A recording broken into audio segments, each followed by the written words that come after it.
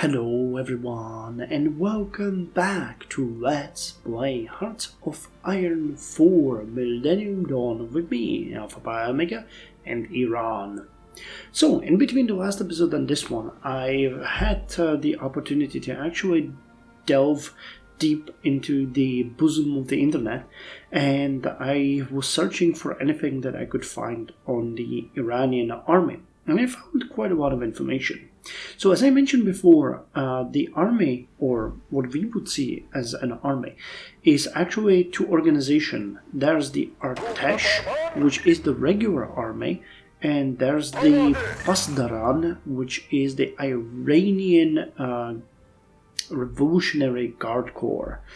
And I've also found some information on the generals, so I have distributed them according to their affiliations as best as the game allowed me to. So the Artesh, the regular army, is commanded by Ahmad Reza Pordastan, and the Pasdaran is commanded by General Qasem Soleimani. We have distributed the regular army into four distinct armies. We have the Western Army, which is the strongest, with 12 divisions. We have the Southern Army, which has 5 divisions. We have the Northern Army, which has 4 divisions. And we have the Eastern Army, which has 3. This actually kind of corresponds with the security situation where most of our units are located in the west, at the border with Iraq, Turkey, and even you could consider this towards like gearing up towards Syria and Israel. So we have most of our strength around here near Tabriz. Now, that's actually not how the units were distributed in the year 2000.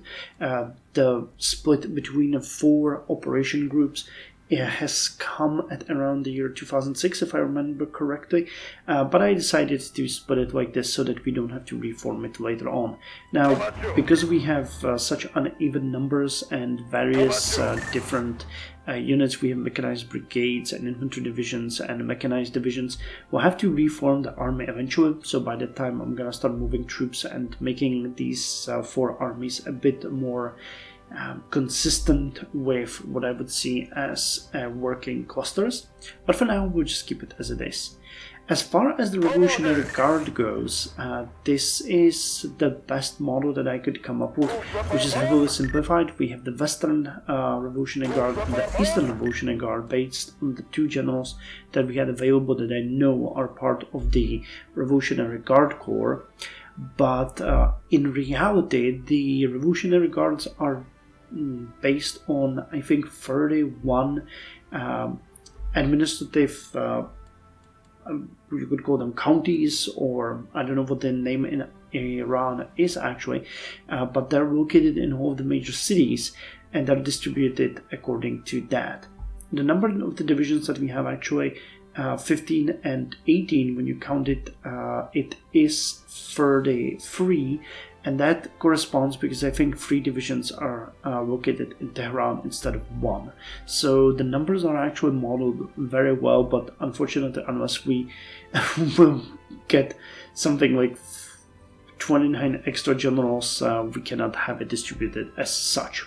So the army at this point is just gonna stay the way it is, though we might decide to drill them down the line, because one thing that we won't have much issue with is the oil, as we are getting 19,100 of it per day, which is in stark contrast to most of the countries that you can play in Hearts of Iron, modded or unmodded. We will never really suffer for oil. Now, I also added admirals to the Northern and Southern Fleet, which is the fleet in Caspian Sea and in the Persian Gulf. And I have also deployed some of our Air Force. Now, we have 2 wings of attack helicopters, the 2nd and 3rd attack helicopter wing, or what is it called?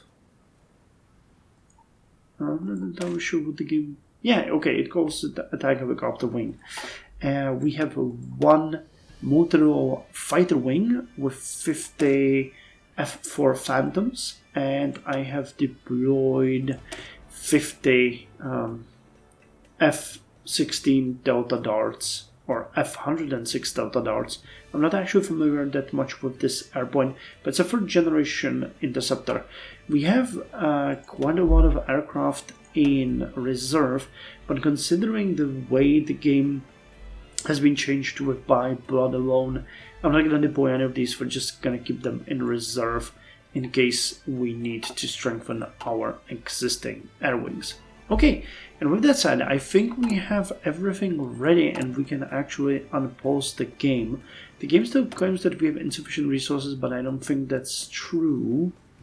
Yeah, we are importing the precious metals, so that is fine. We don't have any divisions in training, that is fine. We have available planes in reserve, that's fine.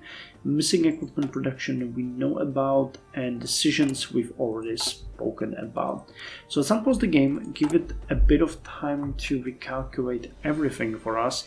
But I think we'll be doing sort of okay. Now, our first goal here is what we have mentioned in the previous episode, which is to minimize the impact of the budget deficit on our overall situation, which will be done by the fact that we're going to cut the pensions for the elderly and move to minimal subsistence subsidies, for which we need 336 political power. We'll get 100 from the Further Development Plan, but still it's gonna take a number of months before we can do that. So we got an event here already, USS Cole bombing. The United States Naval Command has reported that the destroyer USS Cole was attacked by Al-Qaeda network, killing 17 American servicemen. The American intelligence report points to the government of Sudan as a possible supporter of the two attackers. Send our condolences to the Americans. Now when you look at Afghanistan, Jamaat at Islami, non-aligned, Salafi jihadism. Mohammed Omar, I think that the Islamic Emirate of Afghanistan is actually ruled by Al-Qaeda, background guerrilla leader.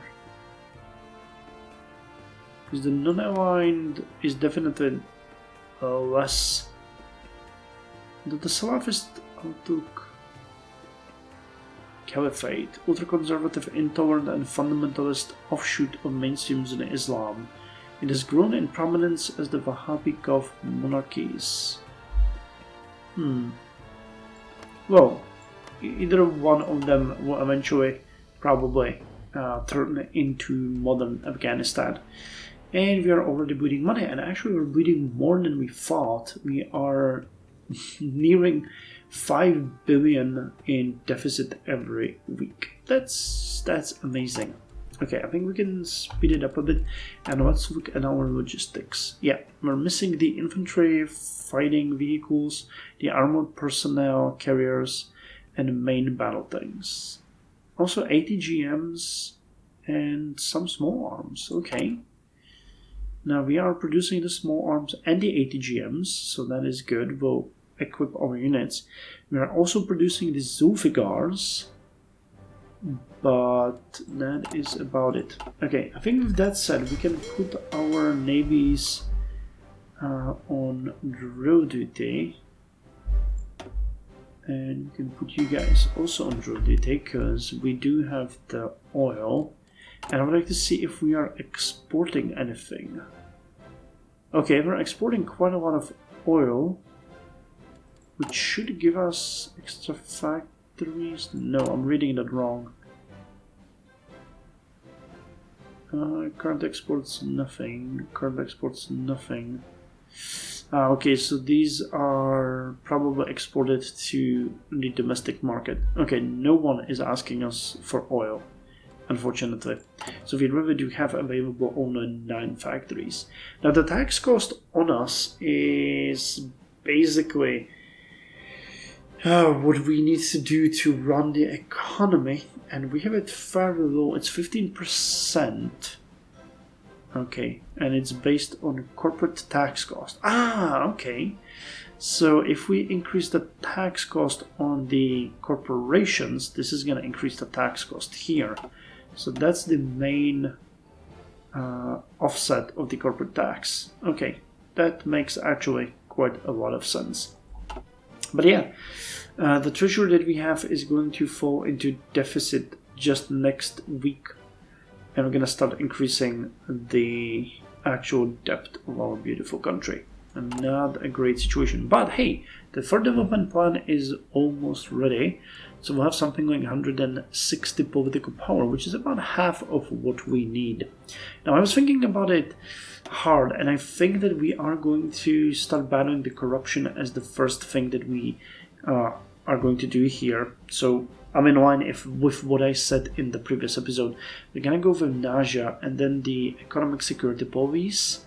And then we are going to go with the Military Academy and Military Police Training.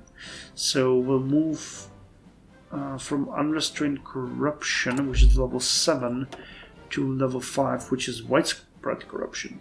But that should still give us, extra 10% in tax revenue. That's actually really good.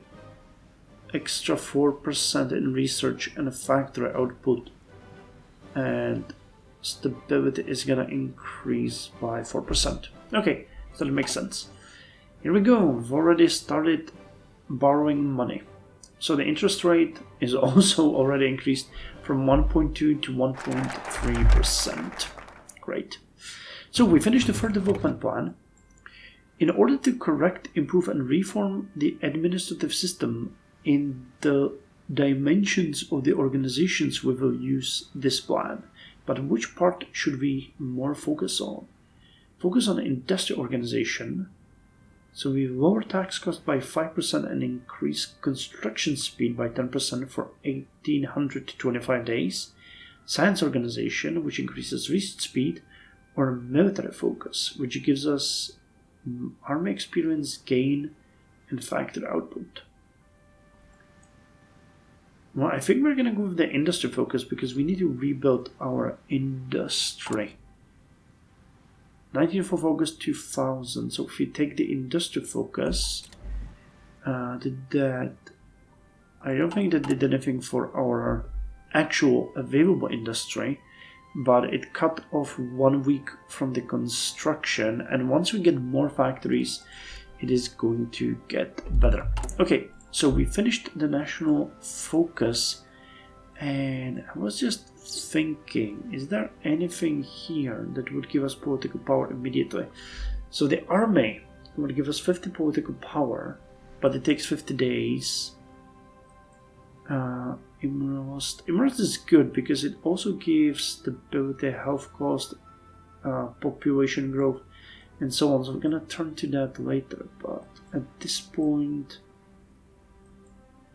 Axis of resistance will give us 120 political power. But it costs 7.5 billion to enact that. Again, it takes 50 days. Now we're gonna go with NAJA because we need to get the corruption under control as fast as possible. So the Law Enforcement Command of Islamic Republic of Iran is the uniformed police force in Iran.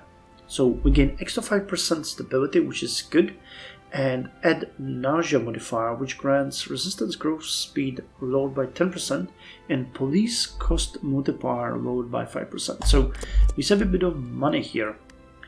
That actually brings me to a question. Do we have any occupied territories here? We do have a couple, but none of those are considered actual occupied territories. So that's fine. Iranian bank or Iranian banks face crisis. Great. What a great start. So let's look at the interesting proposal first. One of the ministers reached out and said that few organizational and law changes can be made to optimize performance of our police, though it will require some personal connections to moving forces. Perhaps an opportunity. So this will lower the police cost multiplier by 35% for 200 days. But we have an 80% chance nothing happens, but 20% chance that our corruption increases from unrestrained to rampant. I don't think that's a good idea. Even 1 in 5 chance would really screw us over. So let's go with bad idea. And the Iranian banks face crisis. Despite the hot, delicious latte art espresso in your Iran Saeed al-Husseini Khamenei cup, this is not a good day. Desperate financial moguls, the lobbyists and the politicians they have made contributions to, all are swarming the Iranian governing offices and all have the same message: we need a bailout. Apparently the dual shock of the housing downturn and the stock market crash were too much for the financial sector to handle. The buildup of bad debts from their speculations is simply too great. There needs to be an inflow of fresh government money, or there will be bankruptcies across the board with innocent savers losing their deposits. Great, what a great start. So we will provide bailouts, 13.5 billion, and we have a 30% chance that stable growth drops to stagnation, but bizarre opinion is going to increase by 5. No bailouts, but a guaranteed savings deposit. So we have then a 90% chance of stagnation and 10% chance of recession. But Bazaar still increases their opinion of us, and we lose 75 political power. Survival of the fittest makes capitalism great. 70% chance stagnation, 30% chance recession, and Bazaar drops their opinion of us. Now Bazaar is the important thing that we need to take care of. So definitely, we're going to try to provide the bailouts. 73 chance that nothing is going to change. If actually we drop from stable growth to stagnation, that's going to lower stability and tax revenue by 10%. So fingers crossed, we will provide the bailouts. That's additional 13.5 billion in debt. Okay. And let's hope that we were lucky and we still have stable growth. Do we? Oh god, thank god we still have stable growth. Thank god we have stable growth. But the interest rate is gonna jump up probably a bit, and we're gonna have to borrow more money. Well, but keeping the economy at stable growth is important because the additional 10% hit to our income would be painful, to say the least, at this point. Okay, so what's the debt like now? Okay, approaching 5 billion. Yeah, interest rate increased to 1.7%. What can we do? Not much. So let's speed the game up a bit. Could modify an officer corps. I don't think that's a good idea. We're actually getting a bit of daily experience. Mandatory service 0.02 and Officer Military Academy is giving us 0.03. We're getting a decent amount of Navy experience though. Well, we're building the Sina class corvette. But I think we'll soon be able to actually check on our designs and decide what we're gonna do with it. Okay, small arms are getting replenished. So in 3 months we are going to have enough.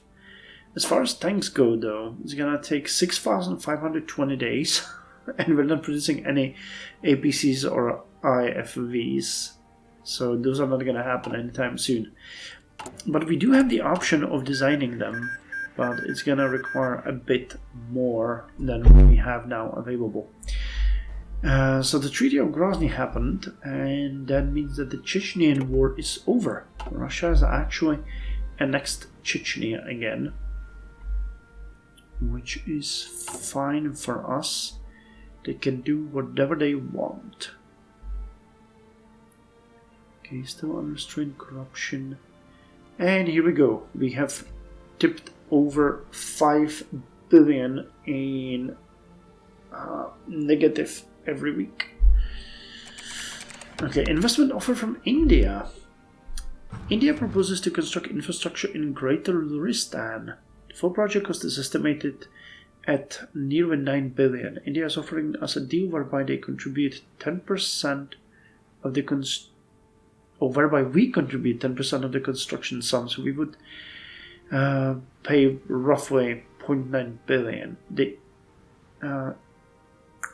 will gain influence from this work and they will gain profit. But we will gain infrastructure, so I'm going to accept that. I don't have anything against Indian people doing infrastructure work here. Where is Greater Luristan?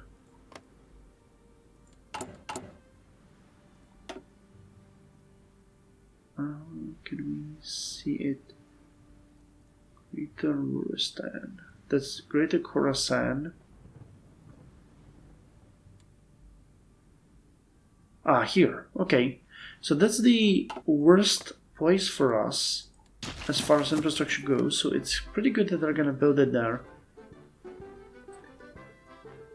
Yeah. Okay. Well, eventually start building there as well. So having them do this is going to be fine. And hey, our taxes actually dropped down to 9%, which means we gained an extra factory, even without building one. Cool. The debt is now nearly 130 billion. Yeah, interest rate went up to 1.9%. We're paying an interest more than double of what we did just a couple of months ago. Not great. Masood Barzani gravely insults our nation. In a viral video spreading on Twitter and Facebook, Masood Barzani got caught on tape telling a group of ministers the following joke about Iranian leader Sayyid Ali Hosseini Khamenei. One day, Sayyid Ali Hosseini Khamenei was walking around with his camel. Suddenly, he meets a Kurdish traveler. Why in the name of Allah are you walking around with this donkey? Sayyid Ali Hosseini Khamenei, are you blind? Cannot you see that this is not a donkey? Kurdish traveler quickly replies, Shut up, Khamenei, I was talking to the camel. This dog should learn to keep his tongue. So we get insulted by Kurdistan and we lose 20 political power. Well, what can we do? What can we do? Well, we can eventually invade them, I think. KDP. Our relations with them are not great. But they're not terrible either. I think that the border region, like West Azerbaijan and Kurdistan, would actually be very welcome targets for their expansion. And for us, annexing Kurdistan would also be good, but they have a military base of United States in their territory, which is gonna make it a bit hard for us to do anything with it. Okay, still getting the stable growth, so that is good. Let's speed up so we can get Nausea done. I'm not sure if stability actually has an effect on the treasury. I don't think so. Can I see what modifies the income? Every one population tax decreases our stability by 1%. Okay, no stability effect on that. But we will need the stability if we ever increase the taxes, which we are planning. So good, we got Nausea done, we get the stability, resistance growth, speed load, and police cost modifier. We're not paying that much for the police, but we will eventually in the future. Wait, how much are we paying for police? Yeah, that really is peanuts for us. So now let's go with the Economic Security Police. Economic Security Police is one of the police command units of Iran, which is responsible for predicting, controlling, preventing, identifying, detecting, and dealing with economic activities and crimes. So we need to get that one as quickly as possible. The 10%, yeah, okay, well, we are somehow managing to reduce the weekly balance. We were above 5 billion and now we're at minus 4.73 billion. And with this extra 5% tax revenue, we'll see a bit of a bump up. But really, we need to gain as much political power here as possible so that we can... Oh yeah, it's the bazaar. That's what lowered our tax cost further and gave us the stability. Okay, so for each 5 in opinion, we gain extra 1.5 stability, 1.5% increase in civilian industry construction speed, and lower tax cost by 0.5. Okay, now that is a good reason why to... Oh, okay, we're starting to trade here. Nice. Well, okay, we had 12 factories for a bit, now we have 11, but that's still 2 more than we had at the very beginning. Nice. So we moved it by an entire month. Nice, nice, nice. So that's gonna be pretty good. Though, yeah, interest rate up to 2.1%. I mean, we are nowhere near critical, nowhere near having to worry about that, but it is still not great. Okay, we're starting to rake in the naval experience pretty nicely. So let me just see if we can upgrade the corvettes that we are building, the Sina class. Nope, there's no way we can upgrade it. Okay, cool. And okay, I don't want you to be automatically deployed. I actually want you to be deployed in what's this? Hormuzgan. Okay. By the way, quite interesting. The Strait of Hormuz is one of the... Well, I'd say... no, let me rephrase that. Guarding the Strait of Hormuz is actually one of the main goals of the Iranian Revolutionary Guard. I was kind of surprised by that, but I guess considering that you have the United Arab Emirates here and Oman. Ah, okay. So because you have these here, there is probably going to be a lot of smuggling here. I think that it's only like 90 kilometers, so it's not very hard to move from one side of the strait to another. Or that's at least how I understand it. I haven't done that much research on what they're doing there, but the guardianship of this strait is one of the key roles of the what was it called? Yeah, Pasdaran, or the Revolutionary Guards. Okay, wait, we have 336 political power now. Is that enough? Yes, it is exactly as much as we need. So what are we gonna get here? Okay, we'll lose 6% in stability. We'll lose 14% of our political power gain and 0.14 daily political power gain. But we are going to save about $3.25 billion every single week. So that has to be done. Yep. So our weekly balance is now only 1.47 billion in deficit, which is much less scary than what we had before. And with the economic security police coming into fruition, we should see a bump in this as well. I don't know how much, but if our gross income is 6.23 billion, 5% of that would be something like 60 times about 300 million every week. That's not bad. Foreigners killed by jihadists in Uzbekistan. Scores of people have been killed or wounded following a jihadist gun and bomb attack on a housing complex for expatriate workers. Uzbek security forces tasked with defending the complex reportedly abandoned their posts upon the arrival of the heavily armed militias or militants, leaving the foreigners and their families to be massacred by the extremists. The Uzbek failure has been attributed to the low level of counter-terrorism training received by Uzbek security forces. So Turkey, Afghan, Northern Alliance, Bahrain, and 20 others. Radicalization changed by 5. Russia, Turkey, China, and 1 other. Manpower minus 10. Political power minus 100. Scourge of humanity.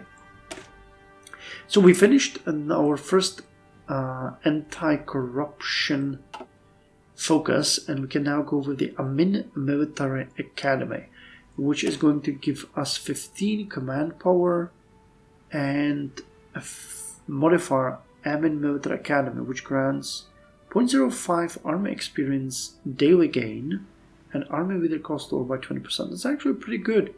Amin Academy is a police academy in Iran affiliated with the law enforcement force of Islamic Republic of Iran.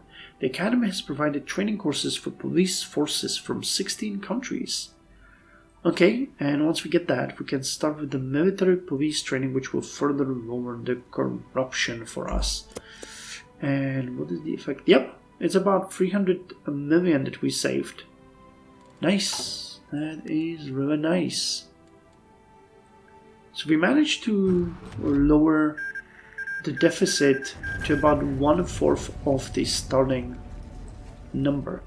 Ethiopia and Eritrea have signed a white peace ceasefire between Ethiopia and Eritrea. The governments of Ethiopia and Eritrea have agreed to cease hostilities and declare a ceasefire. Ever since the conflict started in 1998, the Organization of African Unity has been trying to propose a peace plan to solve the border conflict between the two countries.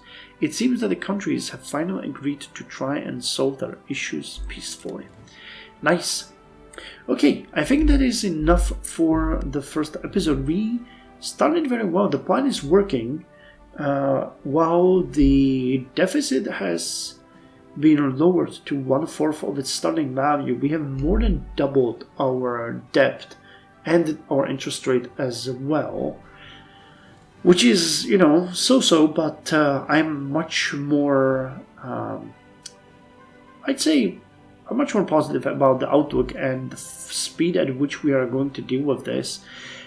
We have also almost finished our first industrial expansion by building this civilian industry in Tehran area. We have also started to supply our armies. Nice. We now have, we actually have all of the small arms that we need, and we have started the process of upgrading our small arms, which means we need 70,000 small arms produced, which is going to take quite a while considering we're producing 5 per day. And more than anything, we have managed to actually stabilize the trade and actually start some trade. The only issue that I have is that we don't have any rubber, which is going to haunt us, and I'm not entirely sure if we can get any rubber. I don't think, and I've checked this between the episodes, but I don't think that the synthetic refiner actually can give you any rubber. So we will just have to trade for it. And that makes us a bit vulnerable, but I guess we're not the only one who has to do that. Or maybe is there actually some rubber that we can get? Wait, we need 2 B's here, rubber. Okay. So Indonesian rubber contracts at production of 8 rubber in Azerbaijan.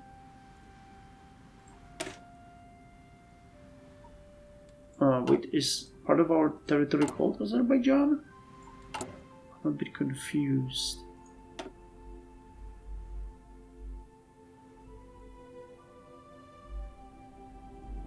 Okay, it is. Okay, so we can actually get some rubber production going. Wait, what is that? Oh no. Yeah, that's locked behind the revolution. A free Iran and the Iranian dream. Okay, so let me correct the statement. We cannot get any rubber production. Never mind then. Anyway, thank you very much for joining me, and I hope that you enjoyed the first 3 episodes that are gonna come up together. And I'm looking forward to any of your suggestions and comments. But I think the way forward for us at this point is clear. Finish up removing the deficit and then start an expansion plan. So, cool.